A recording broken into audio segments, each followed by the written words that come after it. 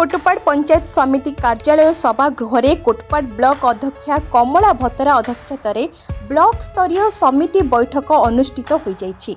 एही कार्यक्रम में मुख्य अतिथि भाव में कोटपड़ा विधायक रूपू भतरा सम्मानित अतिथि मानक मध्य सांसद प्रतिनिधि रामेश्वर जेना, विधायक प्रतिनिधि विनायक आचार्य, ब्लॉक गोष्ठी उन्नयन अधिकारी विक्रम दोरा, तहसीलदार नीलकंठ नायडू, उपाध्यक्ष तपन पाणिग्राही, जिला परिषद त्रिपति चलाण, गीता माझी प्रमुख मंच उपरे विराजमान थिले। तत्सहित समस्त विभागीय यथा जोगाण विभाग, वन विभाग, स्वास्थ्य विभाग, विद्युत विभाग, कृषि विभाग, शिशु विभाग, शिक्षा विभाग अधिकारी एवं समस्त पंचायतर समिति सभ्य और समस्त सरपंच मानक सहित भारत मीडिया एसोसिएशन संघर सांबादिक माने उपस्थित थिले। आजिर एही बैठक रे केंद्र सरकार द्वारा 80 वर्षर वार्धक्य भत्ता जहाँकि 3500 टंका प्राय 15 जन हिताधिकारी को विधायक रूप भत्रांक कर कमल रे प्रदान करा जायतिला। समस्त वर्धित मासिक भत्ता पाइथिबा हिताधिकारी माने प्रधानमंत्री नरेंद्र मोदी और मुख्यमंत्री मोहन चरण माझी को भूयसी प्रशंसा करिथिबार देखिबाकू मिलिथिला।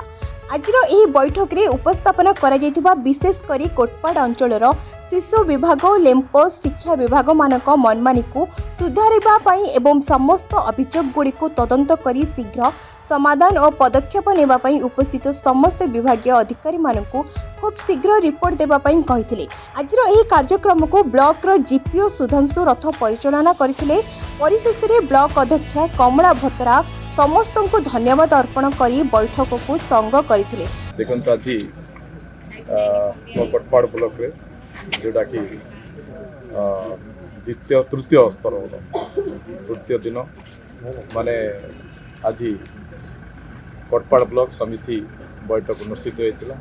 यही बैठक रे यही ब्लॉक रो समस्त सरपंच समिति जेडपी 1 जेडपी 2 सहित ब्लॉक रो समस्त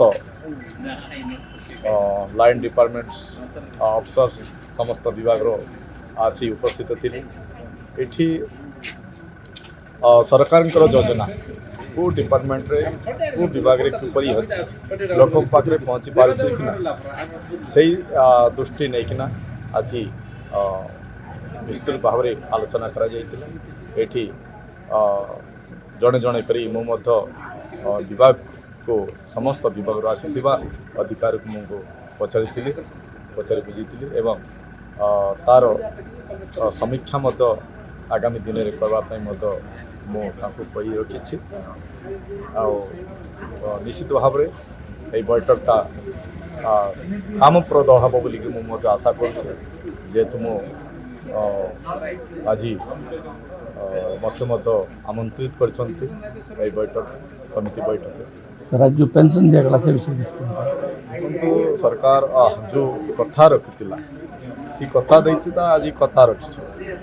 भारतीय जनता पार्टी सरकार डबल इंजिन सरकार यशस्वी प्रधानमंत्री नरेंद्र मोदी तृतीय तरफ केन्द्र में सरकार एवं प्रथम तरफ ओडिशा राज्य में मत मोहन चरण माझी सरकार लोकों सरकार आसुथिबारु जो बाधा रखुला जो कथा रखुला से ही कथा आज पूरण होती।